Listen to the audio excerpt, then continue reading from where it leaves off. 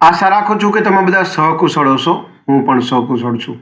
આજે 28 April 2026નું current affair લઈને તમારા માટે હાજર થઈ ગયો છું.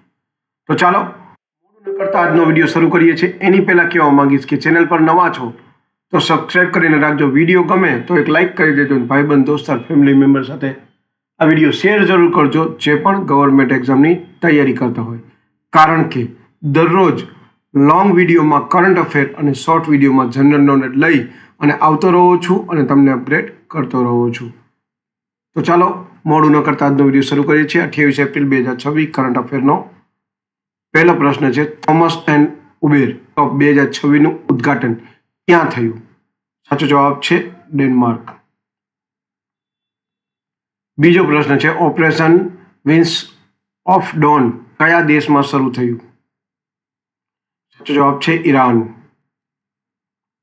ત્રીજો પ્રશ્ન છે, મશરૂમ મિશન કોણે લોન્ચ કર્યું? સાચો જવાબ છે આંધ્રપ્રદેશ. ચોથો પ્રદેશ છે, લદ્દાખમાં કેટલા નવા જિલ્લાઓ બનાવાયા? સાચો જવાબ છે 5.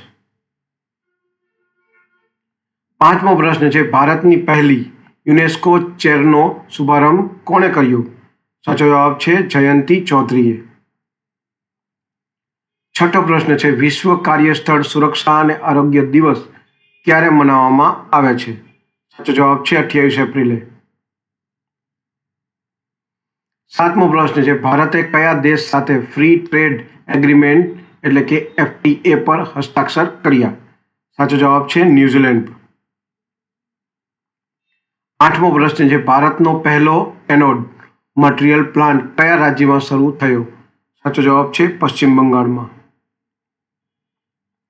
નવમો પ્રશ્ન છે, મહારાષ્ટ્ર રાજ્ય માર્ગ પરિવહન નિગમનો બ્રાન્ડ એમ્બેસેડર કોણ બન્યો? સાચો જવાબ છે બંને, એટલે કે રીતેશ દેશમુખ અને જેનેલિયા બંને પતિ પત્ની છે, બંને એક સાથે બન્યા છે. 10મો અને છેલ્લો પ્રશ્ન છે, અશ્વિની વૈષ્ણવે કયા શહેરમાં બુલેટ ટ્રેન મેન્યુફેક્ચરિંગ પ્લાન્ટ આદિત્યનું ઉદ્ઘાટન કર્યું? સાચો જવાબ છે બેંગલુરુ. તો આ હતા 28 એપ્રિલ 2026ના કરંટ અફેર અને તેના જવાબો.